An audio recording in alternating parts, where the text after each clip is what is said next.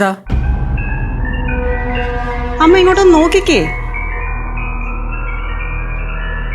അമ്മ വിചാരിക്കുന്ന പോലെ അല്ല കാര്യം. കുഞ്ഞിനെ വേണ്ടെന്ന് ആവണി വിചാരിച്ചെന്നുള്ളത് സത്യമാ.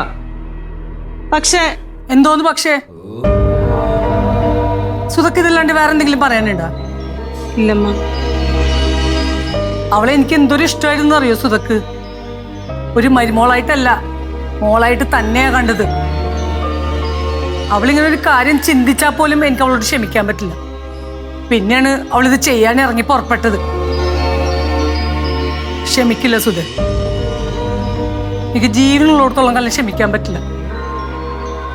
അവളെ തല്ലിയപ്പോ എന്റെ മനസ്സ് എന്തുമാത്രം വേദനിച്ചെന്നറിയോ? അതെനിക്ക് മാത്രമേ അറിയൂ.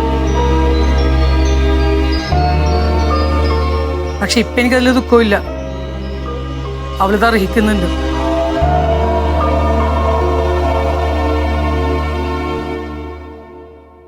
ഇവരിപ്പോഴും കറങ്ങി തിരിഞ്ഞ് ഇവിടെ നിൽക്കണ. ഇവിടെ ആവണിക്കോ സ്ഥാനമില്ല. അപ്പോഴാണ് ആവണിയുടെ കൂട്ടുകാരി. അമ്മേ, ഇവരുടെ കൂടെ കൂടിയിട്ടാണ് ആവണി ഇങ്ങനെയൊക്കെ ചിന്തിച്ചു തുടങ്ങിയത്. അത് ശരിയാ. സുധ ഈ വീടുമായിട്ട് കുറച്ച് അകലം പാലിക്കുന്നതാ ഇനി നല്ലത്. അമ്മ എന്തോന്ന് അമ്മ ഇനി പച്ച മലയാളത്തിൽ പറയണ ഈ വീട്ടിൽ നിന്ന് ഇറങ്ങി പോവാൻ? ശരിയമ്മ, ഞാൻ ഇനി വരുന്നില്ല ഇവിടെ. പക്ഷെ അമ്മ ഒന്ന് ആലോചിച്ചോ, അമ്മ വിശ്വസിക്കുന്ന ഒന്നുമല്ല സത്യങ്ങൾ. അത് അമ്മ ഒരു ദിവസം മനസ്സിലാക്കും. ഇറങ്ങട്ടെ.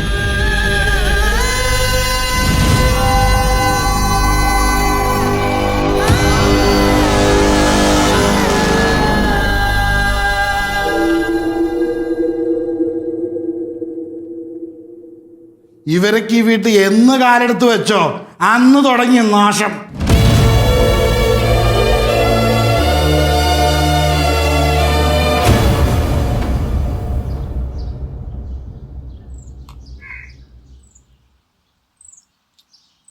ആവണി, നീ പറഞ്ഞ ശരിയാന്ന് തോന്നുന്നു എനിക്ക്. ഈ കുഞ്ഞിനെ നമുക്ക് വേണ്ടെന്ന് വെച്ചാൽ മതിയായിരുന്നു. നീ ഒറ്റയ്ക്ക് ഈ കുഞ്ഞിനെ എങ്ങനെ മാനേജ് ചെയ്യും? നീ നമ്മുടെ കൂടെ ഉണ്ടായിരുന്ന അമ്മ പോലും ഇനി നമ്മുടെ കൂടെ നിൽക്കത്തില്ല. അബോർഷൻ ചെയ്യാൻ പോയത് നമുക്ക് എങ്ങനെ അമ്മനെ പറഞ്ഞ് മനസ്സിലാക്കാം? പക്ഷെ അമ്മയുടെ മകൻ തന്നെ ഈ കുഞ്ഞിനെ തള്ളി പറയുമ്പോൾ ഏതൊരമ്മയും റിയാക്ട് ചെയ്യുന്ന പോലെ അമ്മ ചെയ്തുള്ളൂ. ആവണി, ഞാൻ ഒരു കാര്യം പറഞ്ഞോട്ടെ. നമുക്കൊരു DNA ടെസ്റ്റ്. അത്രയ്ക്ക് ഗതികേട് എനിക്ക് വന്നിട്ടുണ്ടോ ചേച്ചി? ഇപ്പോഴാണ് അബോർഷൻ ചെയ്യാൻ ഞാൻ ചിന്തിച്ചത് തെറ്റാണെന്ന് എനിക്ക് മനസ്സിലാവുന്നത്. ഈ കുഞ്ഞിനെ ഞാൻ പ്രസവിച്ച് വളർത്തും ചേച്ചി. ഇത് ജനിക്കേണ്ട കുഞ്ഞ് തന്നെയാ. അന്ന് ഈ കുഞ്ഞിനെ വേണമെന്ന് തീരുമാനം എടുപ്പിച്ചതും ദൈവം.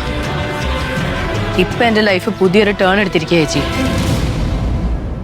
അത് ഞാൻ ഫേസ് ചെയ്യും.